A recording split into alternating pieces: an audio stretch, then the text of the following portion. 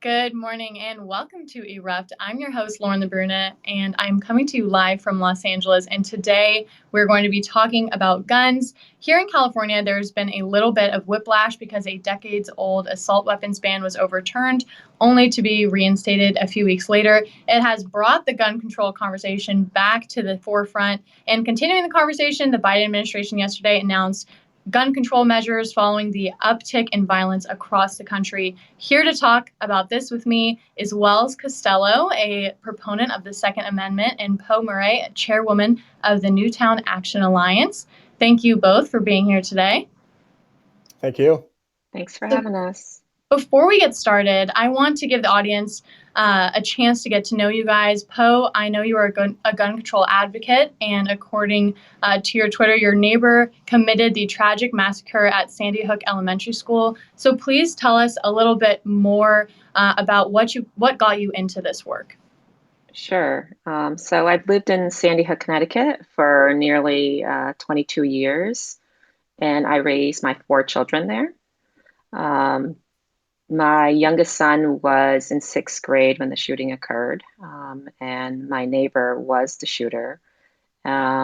He killed his mother while she was sleeping in the bed, and shortly after my son got on the bus to go to the intermediate school, he traveled down to the Sandy Hook Elementary School and murdered those beautiful 20 children and 6 educators in a matter of 5 minutes. We were obviously devastated by the tragedy and felt the need to engage as community members and, serve community survivors to prevent this type of tragedy from happening in other communities all across the country. And we've worked with, many families and survivors who are impacted by all forms of gun violence from all across the country. And our coalition members in the gun violence prevention space to try to create legislative and cultural changes to make our communities safer. Yeah, what a tragic event that led to this, but I'm glad that you are doing the community work and outreach. I'm going to turn to Wells really quick. You are a Second Amendment proponent and advocate who has joined us before on the Erupt platform. Thanks for joining us again. So let's dive right in. Let's get started. I'm going to talk about the case really quick. So on June 4th, Judge Roger Benitez of the U.S. District Court for the Southern District of California said in a decision that the current state law defining assault weapons and restricting their use was actually unconstitutional. The judge granted a 30-day stay. The California Attorney General, Rob Bonta, followed that with an appeal. This week, we're going back and forth here, a 3-judge panel of the U.S. Court of Appeals for the 9th District issued a stay of Judge Benitez's order earlier this month, leaving, again, the 3-decade-old ban in place while litigation continues. But let's start with this question to you, Poe. What is it about the AR-15 that makes it a focal point of most gun control debates?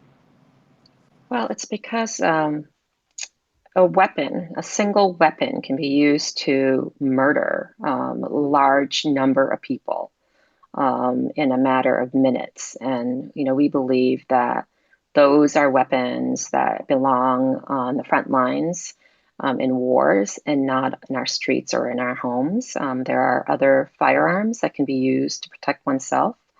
So we believe that civilian ownership must be curtailed. Right, I'm going to turn it to you, Wells. We obviously are hearing the valid argument that Poe is making here about the dangers that come with AR-15s. Hearing that, do you think there's a misunderstanding about AR-15s?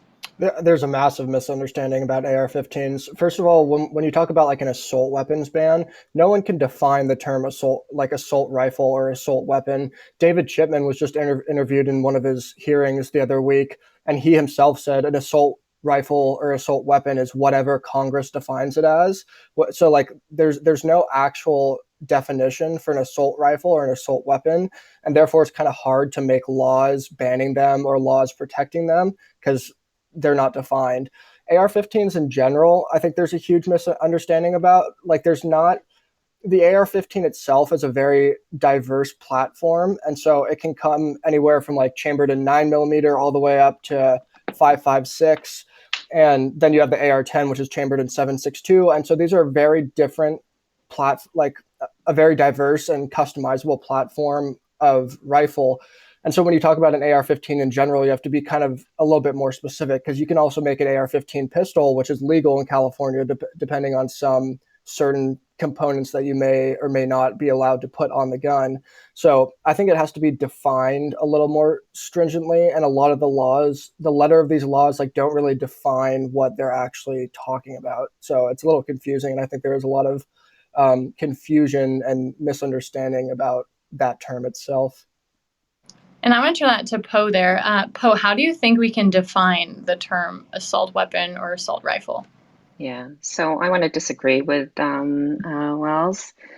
So I've been following this issue very closely after the AR-15, a weapon of war, was used to murder 26 in a matter of minutes. So for me, it's easy to define. Okay, a weapon of war that can cause that type of damage to elementary school children and educators is an assault weapon. And in fact, we've been working very closely with Senator Feinstein, Dianne Feinstein, and Representative David Cicilline from Rhode Island. They have reintroduced their assault weapons ban bill, which specify what an assault weapon is. It lists about 200 weapons that are classified as assault weapons for a ban, while there are 2,000, over 2,000 guns that are not eligible for the ban in the legislation. So we feel it's clearly defined. We know anecdotally what an assault weapon is by the damage it's done to the human body, including little children. We work with many families who are impacted by a shooting, mass shootings across the country, from Sandy Hook to Parkland to Las Vegas to many other communities across the country. And those families grieve every day. So we know, what a weapon of war can do. Well, I'm going to move right along here. We hear numbers like there are 330 million Americans, but 400 million guns. To some people, that may be a scary number, and to others, it may be comforting. Do you guys think there's a space, I'm going to start with you, Poe, that there's a middle of that spectrum? We have more guns than people in America. And the gun lobby, the corporate gun lobby, is working very hard for every man, woman, and even children to be armed in this nation. But having 400 million guns has not made America safer. Our country has more gun violence than other nations of similar size and wealth. And we definitely need to do something about it. It's been proven over and over again where there are more guns, there are more gun deaths and injuries. And frankly, defensive gun use is very rare. And it's much less than the gun violence that occurs in this country. Wells, I want to give you the opportunity to respond here. I know Poe mentioned as well, there's more guns than people than here in America. Do you think there's a middle ground that we can all meet on? Can I respond to the previous point first? Definitely. So there are 41,000 gun deaths every single year in the United States, about 80% of which are suicides. A lot more is like inter-gang violence, and then a very, very small percentage of it are things like mass shootings. And also, when you define a mass shooting, it's, I think, 3 or more people are shot in one shooting. So when we hear like 300 mass shootings a year, you think, oh my God, that's terrible, like these school shootings. But maybe 10% are like school shootings and all those other things. That's terrible, but a lot more is just gang violence. Also, it's objectively false that more people die by gun violence than use guns in defensive ways every year. On the low end, there's 500,000 instances reported to police every single year of people using guns to defend themselves. That doesn't mean firing guns, but using a gun in a defensive manner, showing it, show of force, that kind of thing. Up to 3 million is the high end estimate. So you're looking at 41,000 gun deaths versus a low end of 500,000 in terms of protective uses. Also, the AR-15 is specifically not a weapon of war. It's what makes it different is the ability to go full auto. You can't buy that, obviously. That's for the military. There's no option for that on the AR-15, which is the civilian version of the M4. So it's very specifically cut and dried, not a weapon of war. And also, you'll have to define weapon of war because you can have a handgun that has a 30 round magazine that fires at the exact same fire rate as an AR-15 because they're both semi-auto. And so I don't see the difference between like this one rifle and this handgun. Interchangeable magazine, same magazine capacity, same ability to kill someone. So I disagree with those points pretty heavily. I want to jump in really quick. A statistic you mentioned a little bit earlier is that there's 41,000 gun deaths every year. Do you think that should be the cost of doing business when it comes to guns? The cost of doing business in like the gun space. Can you specify what you mean by the cost? Like, oh, well, that's just the price you pay. Is Right. that what you're saying? Right. Well, I mean, I'm not going to justify people shooting other people, but like I said, over 80% of those are suicides. So when you talk about gun violence, a suicide is kind of hard to put under the category of gun violence.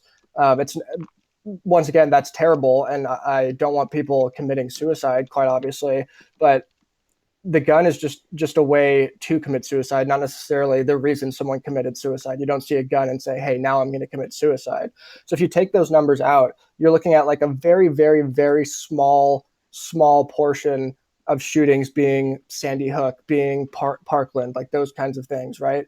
And then the filler between suicides and mass shootings, when we think of a mass shooting, is gang violence. And the vast majority of gang violence is committed with handguns that are illegal, that are not registered to the person who is using them.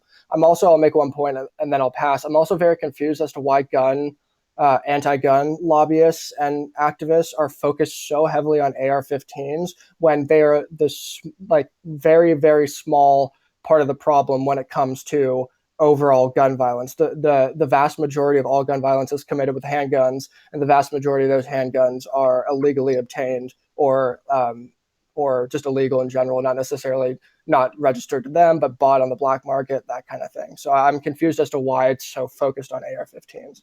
Poe, I'm going to give you the opportunity to respond to that. Yeah, first of all, I want to clear up the misinformation or information that's being misrepresented. Those figures that Wells has shared, the 500,000 to 1 million defensive gun uses in a year, is false. It's been information based on a study done by John Lott, who is a discredited researcher who actually created a persona of his own named Mary Rosh to defend his work. So his work has been discredited for many, many years. A gun violence wait, hold on. Gun Violence Archive is a organization, nonprofit that's been archiving gun violence incidents, including defensive gun uses, and there are estimated 2,000 defensive gun uses in a year. So obviously we need better data from the government. So I'm really glad that the federal government is now, funding more research for gun violence, which was blocked by the NRA for many years, through a legislative effort to prevent the government from, gathering any data and doing research on gun violence.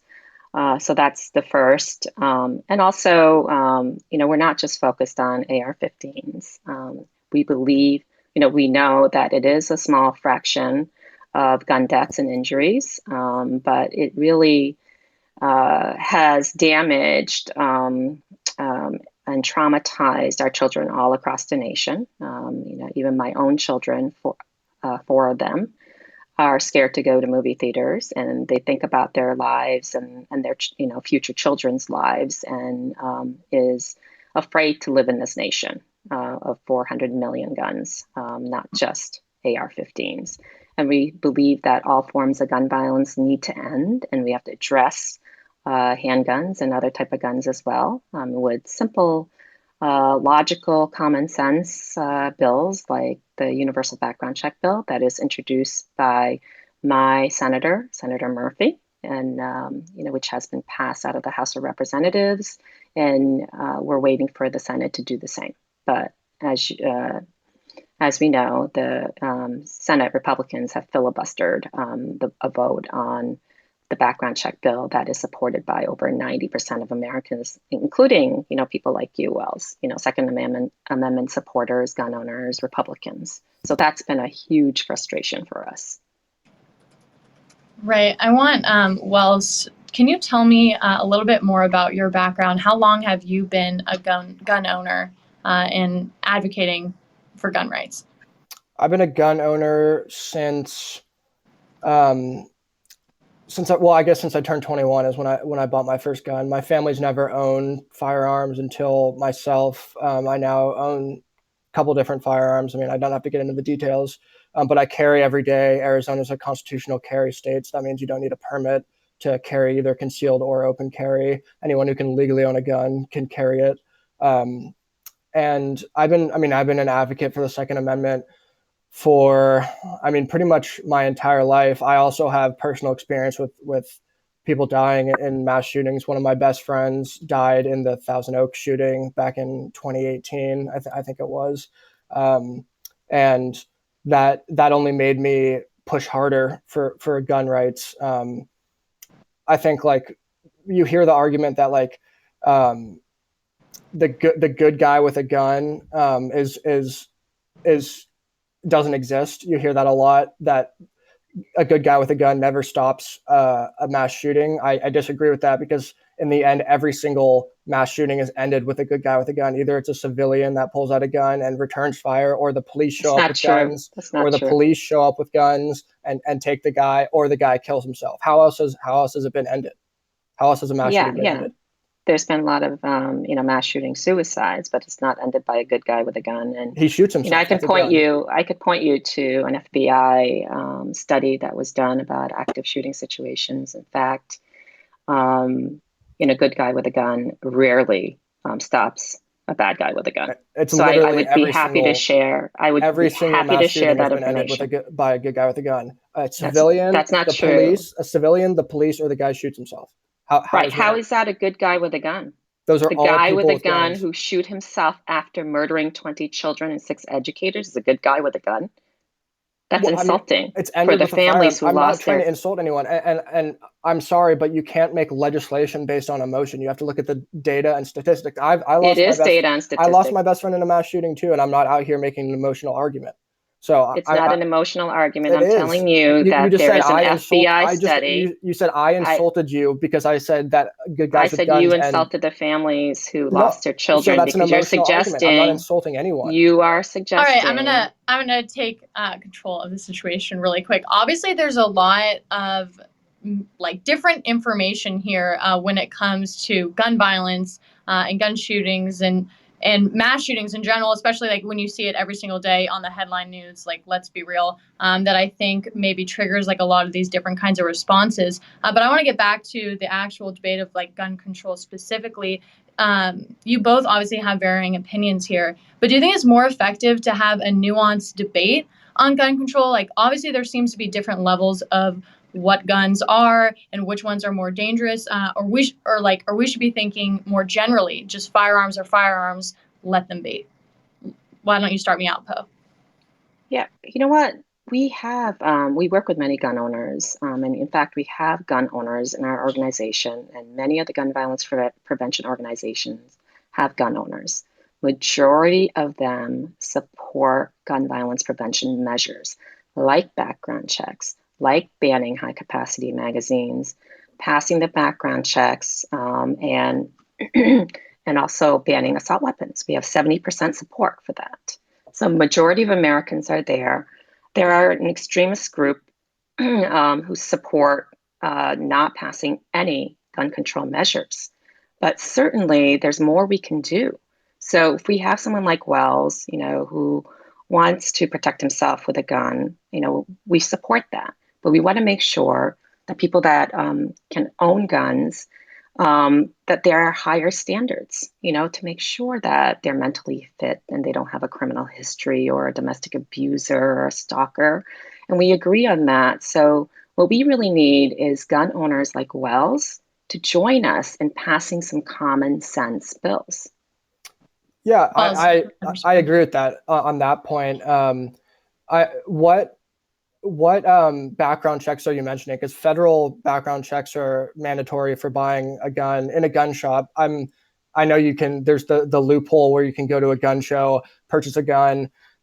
So yeah, I think that has to be changed. We got to look at that. In terms of the mental health or domestic abuser, you already can't purchase a gun if you're mentally ill, or like if you've been to a psych ward, you're not allowed to purchase a gun, suicidal ideation, that kind of stuff. And if you have a domestic abuse arrest, you can't purchase a gun. So those are there. My biggest my those are there. If you're a domestic abuser, you can't purchase a gun. You know what? So Can I say one thing and yeah, then you can finish, and then explain? I'll want to clear something up. I'm confused as to how more gun laws written on paper are going to stop people from shooting other people, because you're not going to be able to get the guns that are already there off the streets. You can't do a mandatory buyback. You can't do a gun confiscation. That's going to end in a lot of deaths if you want to do that. So I'm confused as to how, like, someone like Joe Biden signing a gun law into law, how that those words on paper are going to stop someone who's already willing to go kill someone are they going to say, oh, I'm going to go murder someone? Oh, but now Joe Biden signed a law that says I can't own a gun, so might as well follow that law. Right. I want to touch on President Biden's remarks yesterday to combat gun violence and the rising crime that's being seen across the country. Poe, what was your reaction to what you heard President Biden say? Do you think these measures would be effective? Kind of going off Wells' thought there. Absolutely. Anything a president can do administratively to fight crime is really important. What's embedded in his announcement is that he is addressing the root causes of gun violence and making an investment in community violence interruption programs, summer programs, and employment programs for the past incarcerated people to get to the root causes of gun violence that impact the marginalized communities all across the country. Right. But we need legislative approaches. It's not by accident that states like Connecticut, with one of the strongest gun laws in the nation, have fewer gun deaths. And I come from, I'm an immigrant. I came from South Korea. In the, like the 50s and 60s, actually there was gun violence in our country at the time. But they passed significant gun control measures, and now gun violence is basically non-existent there, right? You mentioned that Biden passed something into law. I believe he actually just announced a Crime Prevention Act that details all those measures. Mm-hmm. And I want to get Wells' response to what President Biden said yesterday as well. Poe mentioned that this needs to happen in Congress. What are the main legislative roadblocks that sensible, or you called it common sense, gun reform measures face? Right now, the House of Representatives has passed two notable bills, expanded background checks and closing the Charleston loophole, or helping to close it, expanding the waiting period, that waiting period from 72 hours to 10 days.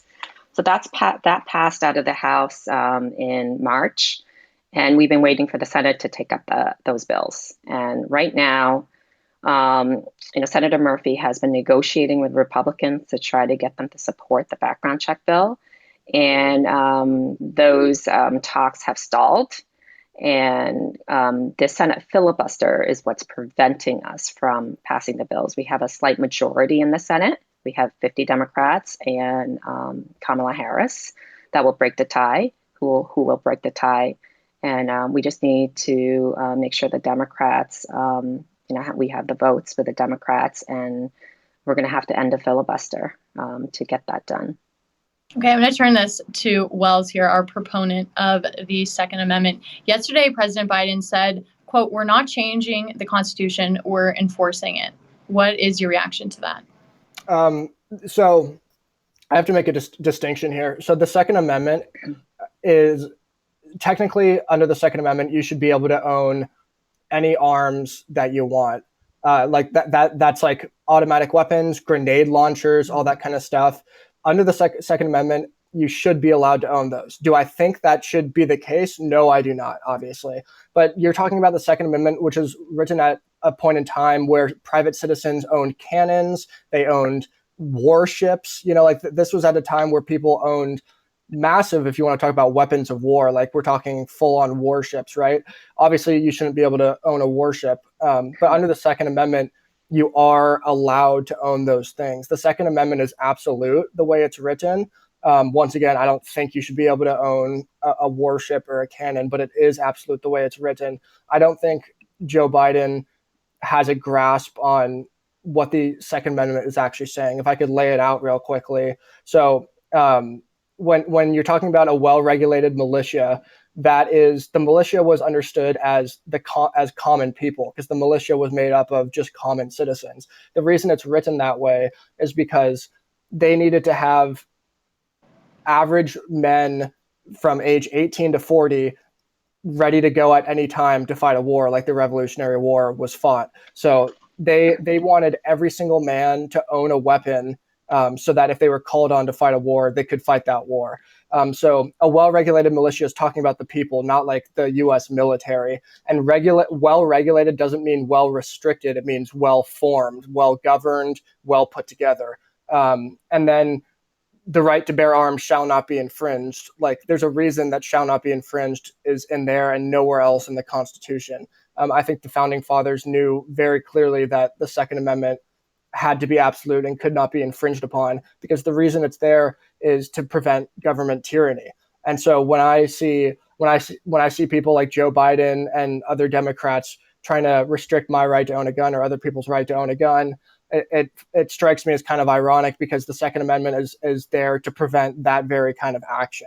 Right. So. He also commented on this. So I want to read off what you said. He said, if you think you need to have weapons to take on the government, you need F-15s and maybe some nuclear weapons.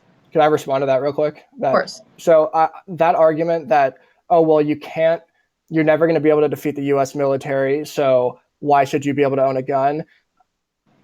First off, if you look at case studies, like, that's not the case. If you look at Vietnam, we got pushed out of Vietnam by citizens with rifles and other arms like that. In Afghanistan in the 90s, when Russia invaded Afghanistan, the Russians were pushed out by the Taliban. The war on terror that we've been fighting in Afghanistan and like hasn't gone very well. We've been pushed out by average people with weapons and not advanced weaponry. And also, so if you look at case studies, that's not even the case necessarily. Also, just because someone thinks that I wouldn't be able to defend myself against the military, they now have the right to take my weapon from me because of this hypothetical situation in which I may or may not be able to defend myself against the government. You can't take away people's guns because you think that they wouldn't be able to defeat a certain power in this massive hypothetical, right? And so I just don't think, why should my right to own a gun be legislated based on someone's hypothetical? I'm going to let Poe respond really quickly before we move on to our last question, because I know we're almost running out of time. So go ahead, Poe. So, Wells, you're living in a hypothetical world because the Second Amendment is not absolute. In fact, we wouldn't have the Second Amendment in the Constitution if the Constitution was absolute. We have many amendments, and we are not trying to take away anyone's guns. Okay, people like you, who is mentally capable and not a criminal or a domestic abuser, etc., you have the right to own a gun. So it's a false narrative that you're spreading, that Joe Biden is trying to take away guns or any of us are trying to take away guns.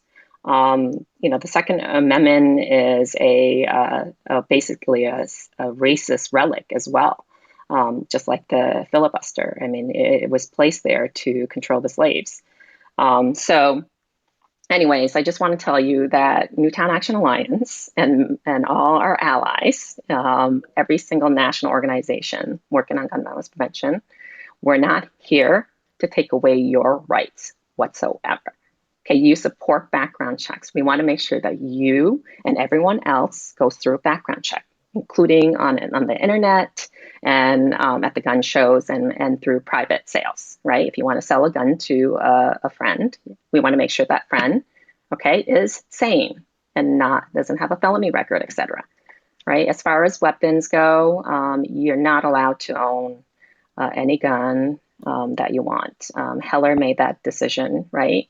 That Heller case with Antonin Scalia, I can't even say his name. Scalia. Scalia, yeah. Deemed that that was the case. Assault weapons ban exists in many states, and it's been upheld. I think we have to come to some common ground, right? We have those of us, living in Sandy Hook and Parkland and Las Vegas, like we believe we have to ban the sale of assault weapons. It has caused a lot of damage in our communities, despite the fact that mass shootings are rare. It kills so many so quickly, and there are so many other guns, right, that you can use to protect yourself or hunt. So I hope that we can come to a place where we can agree that we can do something together to end the gun violence in this country, including mass shootings. Great points that you're making there, Poe. I want to move on that point to our last question. What do you believe? I wanted to ask both of you this question. Going forward, what's the best way to preserve American rights, but also keep Americans safe at the same time when it comes to guns, whether it be legislation, whether it be control, whether it be keeping them safe from gun violence? Well, there's so many things we can do. I mean, right now we're trying to work with gun owners to pass the safe storage law, right? Even the gun lobby, they support safe storage practices, but they fight against holding people liable for not storing their guns properly. But there are technologies that make it really easy for you, like Wells. I don't know if you store your guns. You probably don't have children in the house, but if you No. do, we recommend that you store it and keep the ammunition separately. So we're engaged in a campaign to keep kids safe, right? So I think there is common ground on many legislative efforts, and we need to have more legislation. We need to pass federal laws, and also we need cultural shift. We need people like Wells and other gun owners to work with us on, sending out that message that if you have a gun, you need to, make sure that you're a responsible, safe gun owner by, practicing safe storage efforts. And I think you should support like gun licenses and permits, fingerprinting to get guns. I mean, my daughter, I just helped her purchase a gun here in Los Angeles. She had to get fingerprinted to purchase or lease a car. Mm-hmm. And I know friends who have to get fingerprinting to get dogs and cats. I mean, so why not, get fingerprinting for guns to make sure that criminals are not getting hold of guns? Right. Wells, I want to ask this to you as well. What is your vision of the future, Wells, where you believe all Americans can feel safe?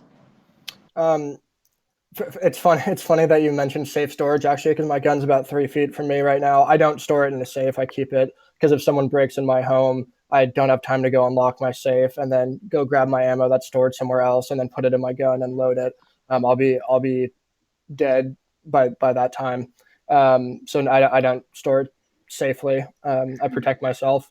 But in terms of keeping all Americans safe, I think every single person who's legally allowed to own a gun, I think should own a gun. I think in the case like the Thousand Oaks shooting where 13 people died, including my friend, like I mentioned, I think if everyone in that bar had been armed, only one person would have died. The shooter walked in, shot the bouncer in the head, and then proceeded to shoot everyone else. Had everyone in that bar been armed, he would have walked in, shot the bouncer in the head, and then been killed by everyone else in the bar. I think every single person that's legally allowed to own a gun should own one and should carry it with them at all times.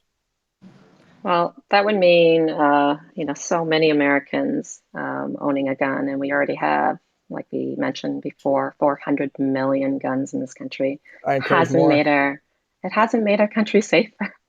It has not. Like I said, studies Well, after studies Poe, have proven that where there are more guns, there are more gun deaths and injuries. I want to ask Period. you the same question that I just asked Wells. What is your vision of the future where all Americans do feel safe? Um, we need legislation. We need local, state, and federal legislation to ensure that people that shouldn't have guns are prevented from having guns. And to me, a country that's safer would have significantly less gun deaths and injuries, from everyday shootings to mass shootings to police violence and other forms of gun violence. I have a friend who lost her 15-year-old son because he, found a gun in his best friend's house under the bed and played with it and got shot in the head. So, guns don't make many of our homes safer. So I personally don't own a gun, but I did learn how to shoot in sixth grade. My husband is a hunter. We grew up in Vermont, but we made a decision to not keep a gun in the house. So, we just want a future with fewer guns and less gun deaths and injuries. Well, I want to thank you both for joining me here today. This is really what we need here on Erupt, the ability to share different perspectives and the willingness to be able to share those perspectives despite their differences. Thank you both. I know this is an extremely complex topic, and I appreciate you both taking the time to speak with me today. We hope you join us again soon. Live on Erupt, I'm Lauren LaBruna. Thanks so much. We'll see you next time. Thank you. Thanks, Lauren. And let's keep our conversation going, Wells. You want to get my phone number? I have a meeting in 4 minutes. I can give you my phone number though, and then we can talk. I can send it to you, Poe, because I have her email. Yeah, I'd love two to keep daughters. talking. I had two daughters that went to USC. Oh, nice. Yeah, so we have a connection. Yeah, I'd love to keep talking. Okay. So if you want to get my number through Lauren, I'm happy to keep talking. Maybe this will be our reoccurring segment, you guys. Break it all down. Have the same debate once a week.